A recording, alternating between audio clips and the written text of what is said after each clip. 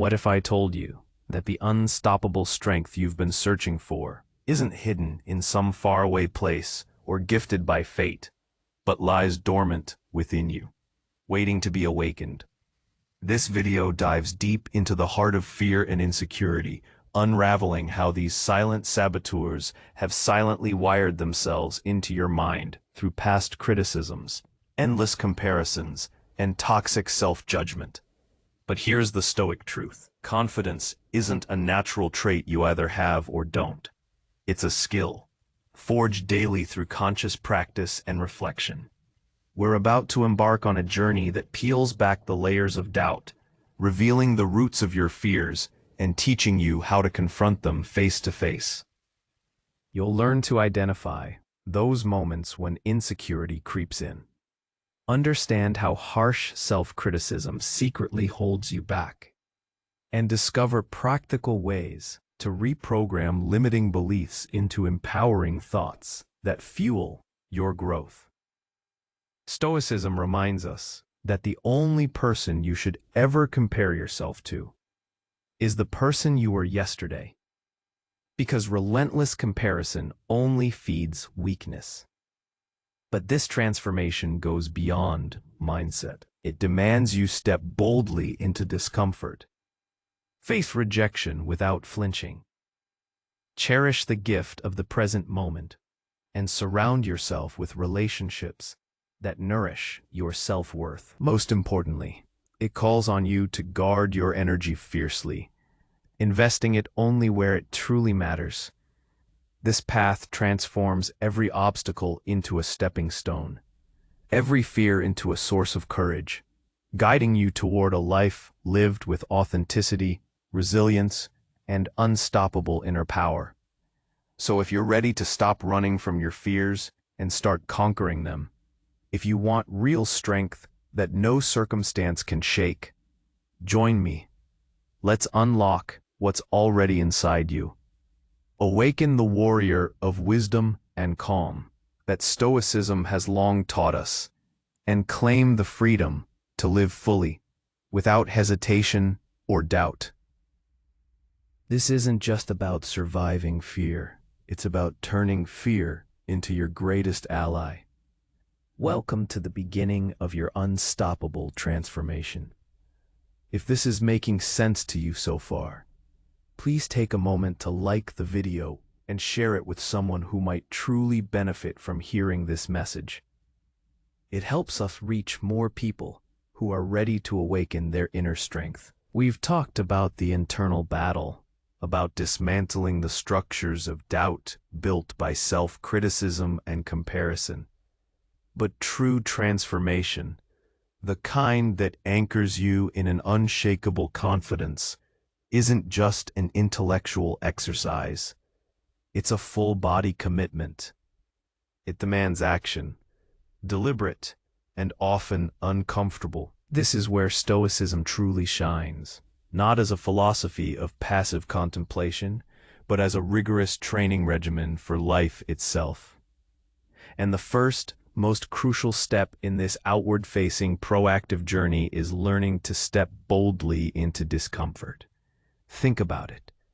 Our modern world is largely engineered to remove discomfort. From climate control to instant gratification, we've become adept at shielding ourselves from anything that feels challenging or unpleasant. But this very avoidance is what makes us fragile. When you constantly seek ease, you inadvertently signal to your mind that you are incapable of handling hardship. You create a psychological barrier that prevents growth. The Stoics understood this profoundly. Seneca, for instance, often spoke of the practice of premeditatio malorum, the premeditation of evils, or what we might call negative visualization. This wasn't about dwelling on negativity. It was about mentally rehearsing potential difficulties, understanding that they are part of life, and thus stripping them of their power to surprise and overwhelm us when they inevitably arrive.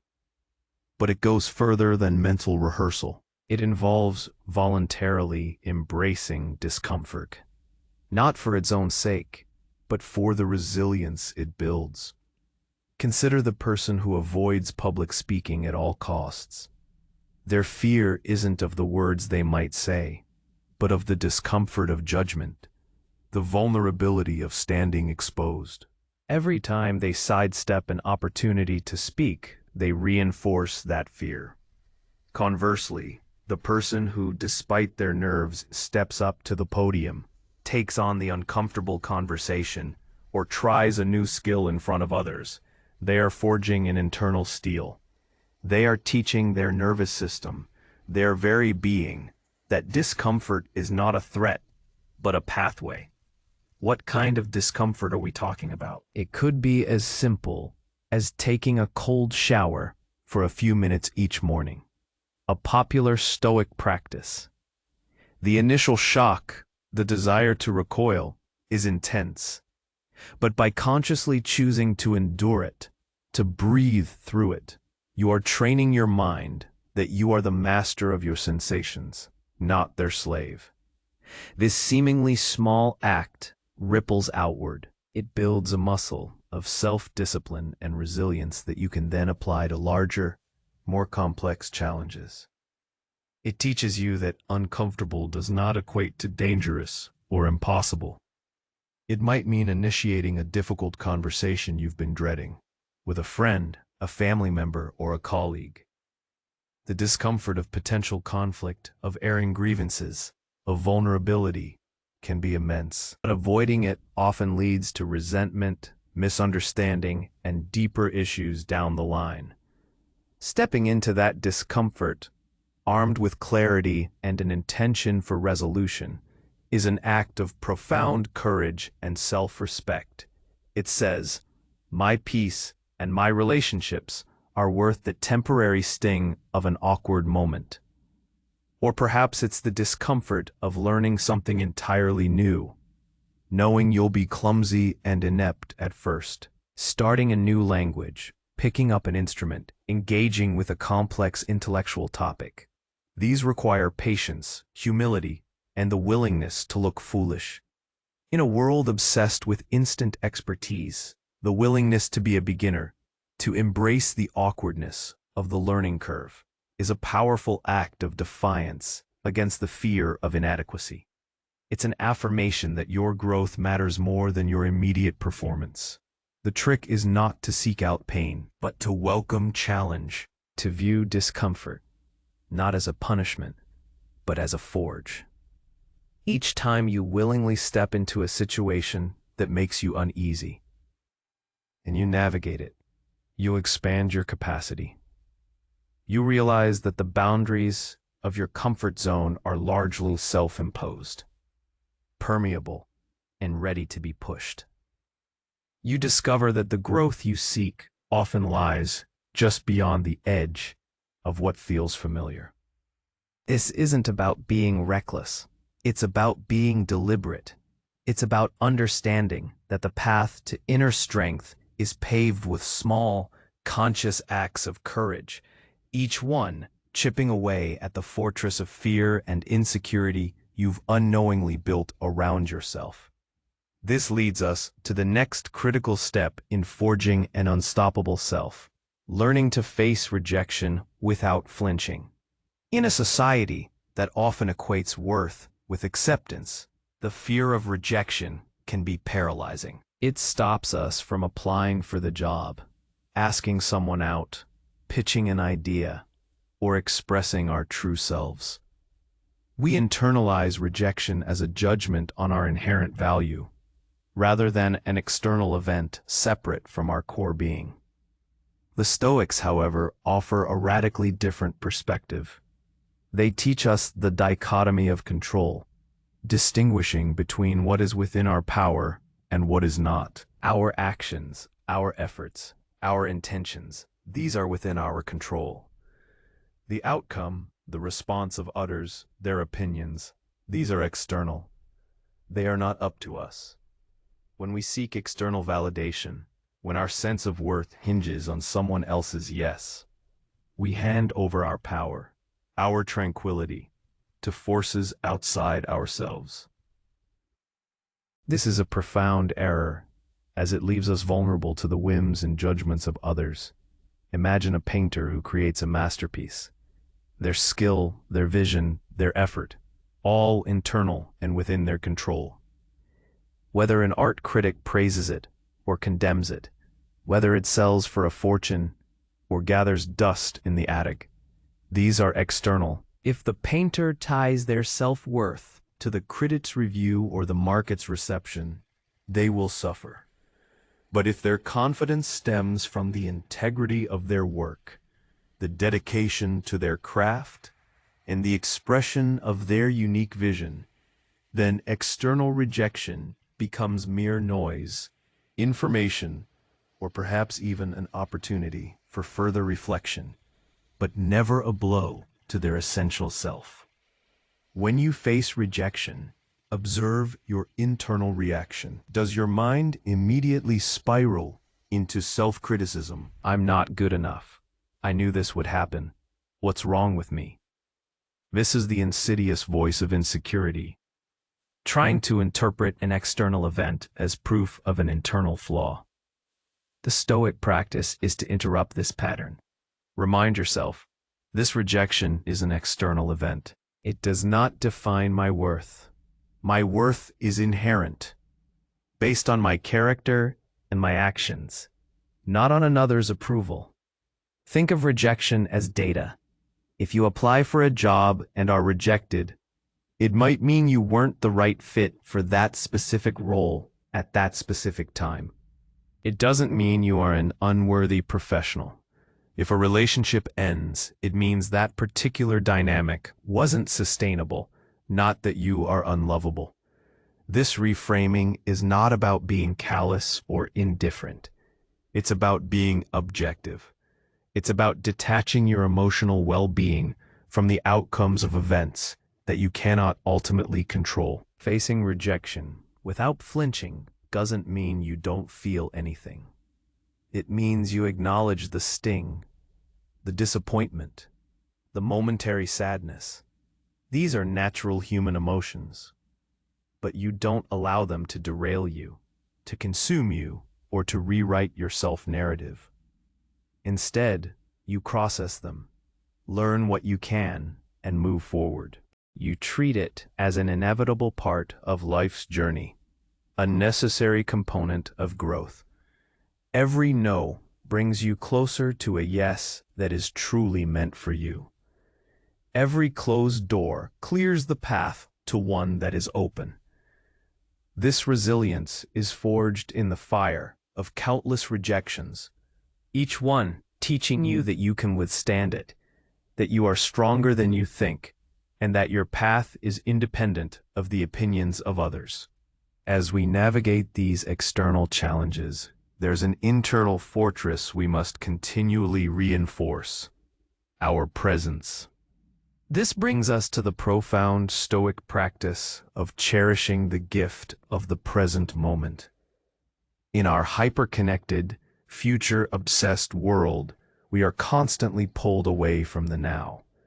We replay past regrets, anxiously anticipate future uncertainties, and rarely truly inhabit the one moment we actually possess.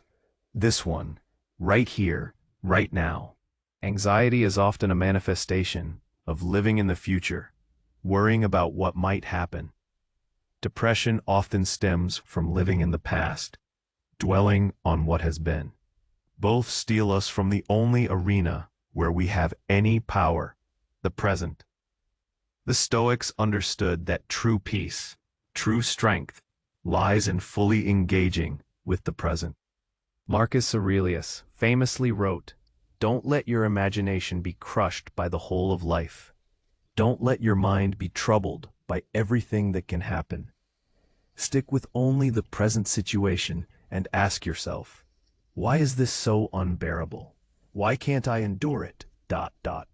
You'll be embarrassed to answer. This isn't about ignoring planning or learning from history. It's about where your mental and emotional energy resides. When you are truly present, you are fully engaged with your actions, your conversations, your experiences. You are not distracted by internal chatter about what you should have said yesterday or what might go wrong tomorrow. This intense focus not only enhances your performance and your enjoyment of life, but it also strips fear of its primary weapon. Fear thrives on speculation, on hypothetical scenarios, on what-ifs. In the stark reality of the present moment, fear often dissolves, revealing that the unbearable is often just uncomfortable and perfectly manageable. Think of it as amor fati, the love of fate, a powerful Stoic concept. It means not just accepting what is, but embracing it, loving it, understanding that every moment, every event, is a piece of the grand tapestry of your life, and it is exactly as it should be. This doesn't mean passive resignation. It means a fierce, active engagement with reality, whatever it brings. When you fully embrace the present, you stop fighting what is and start working with it. You find opportunities for growth, learning, and contribution that are invisible when your mind is elsewhere. How do you practice cherishing the present? It begins with awareness. Notice when your mind drifts. Are you eating dinner but thinking about tomorrow's meeting? Are you listening to a friend but planning your response? Gently, without judgment, bring your attention back. Focus on your senses, the taste of your food, the sound of their voice, the warmth of the sun on your skin. This is not just a meditation technique. It's a way of life. It's about choosing to be fully there. When challenges arise, and they inevitably will, the present moment becomes your anchor. Instead of spiraling into catastrophic future thinking, ask yourself, what is the very next right action I can take right now? Break down overwhelming problems into manageable, present moment tasks. This grounded approach not only makes problems feel less daunting, but also empowers you, showing you that you always have agency, even in the most difficult circumstances. The only moment you truly live, the only moment you can truly act, is this one. To waste it on regret or anxiety is to surrender your only real power. As we cultivate this internal strength, we must also acknowledge the external influences that shape us. And here, the Stoics were profoundly pragmatic. Surround yourself with nourishing relationships. We are social creatures, and the company we keep profoundly impacts our thoughts, our actions, and our sense of self. If you are constantly surrounded by negativity, cynicism, gossip, or people who drain your energy and undermine your aspirations, even the strongest internal resolve will be tested. Seneca advised, associate with people who are likely to improve you. Welcome those whom you are capable of improving. The process is a mutual one. Men learn as they teach. This isn't about finding people who will simply agree with you or flatter you.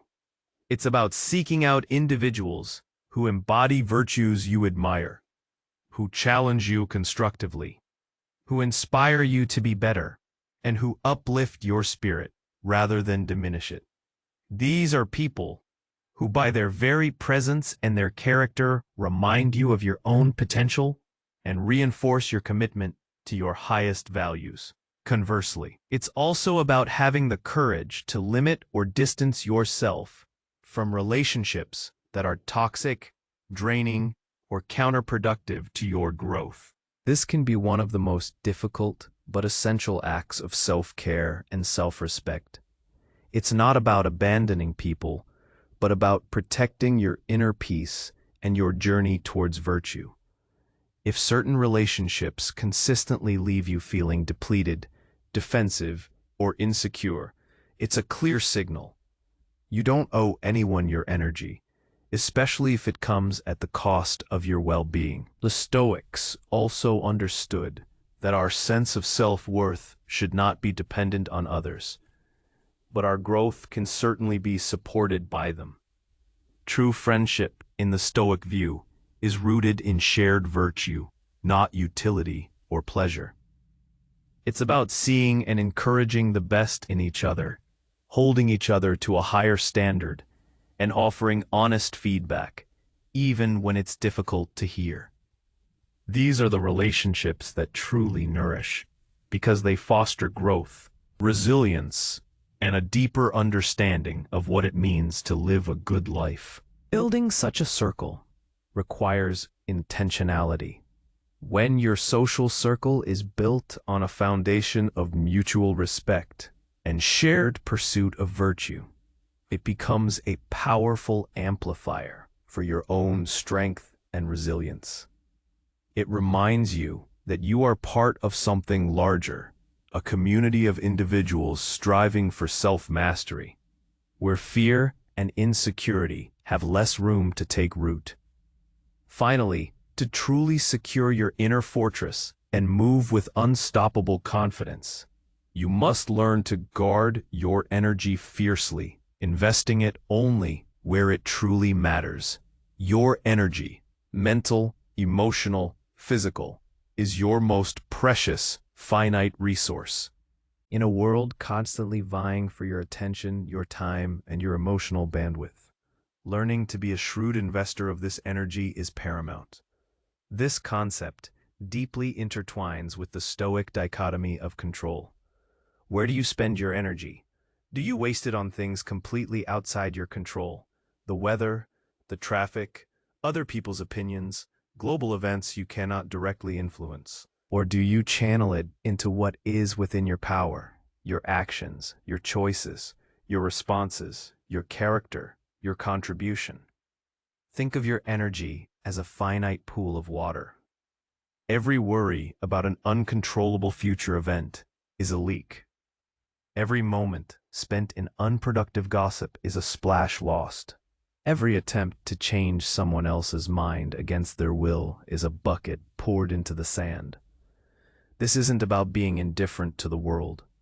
It's about being strategically effective within it. It's about recognizing that your capacity for positive impact is maximized when your energy is conserved and directed with precision. How do you guard your energy? It begins with ruthless self-awareness and honest assessment. Identify your energy leaks. Are you constantly checking social media, comparing yourself to curated lives? Are you engaging in arguments that go nowhere? Are you taking on responsibilities that are not truly yours, simply because you find it hard to say no? Learning to say no is an act of profound self-respect and energy management. It's a boundary you set, clearly communicating what you will and will not allow into your sphere of influence. Saying no to something that drains you is saying yes to something that nourishes you, something that aligns with your values and goals. It's about protecting your capacity to truly contribute where it matters most, whether that's to your most important relationships, your creative endeavors, or your personal growth. Furthermore, invest your energy in activities and thoughts that are constructive, that align with your chosen path of virtue. This means spending time in reflection, learning, creating, helping others, and engaging in healthy physical activity. It means focusing on solutions rather than problems, on gratitude rather than complaint, on progress rather than perfection.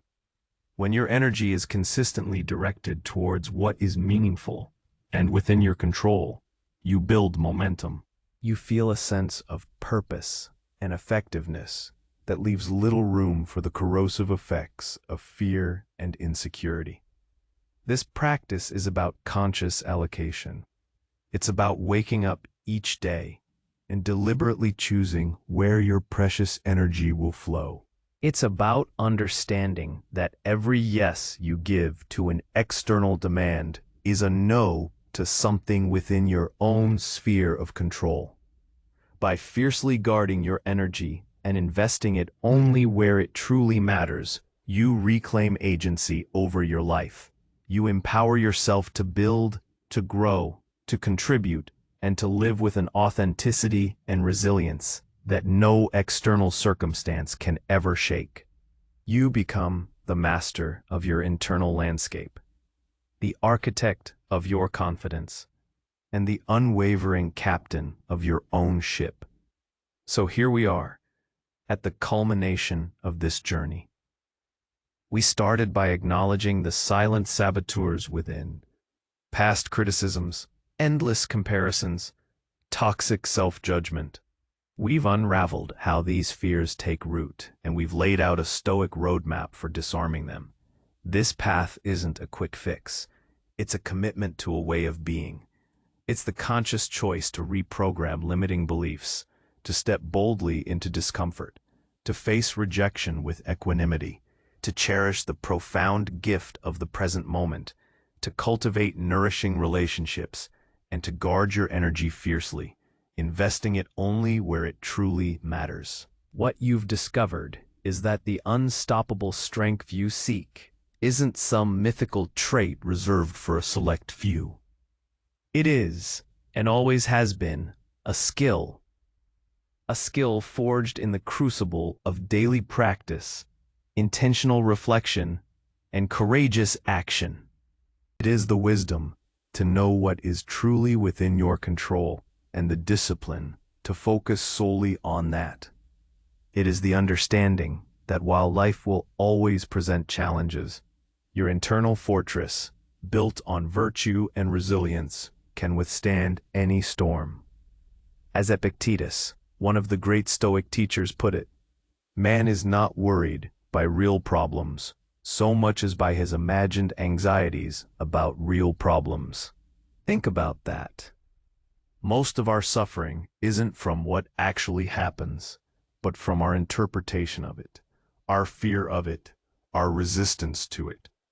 But you now possess the tools to challenge those interpretations, to disarm those anxieties, and to step into a life where fear becomes not a master, but a mere whisper, easily acknowledged and then dismissed. You've learned that confronting fear isn't about eradicating it, but about transforming your relationship with it, turning it into a compass pointing towards growth, an indicator of where your next act of courage is required.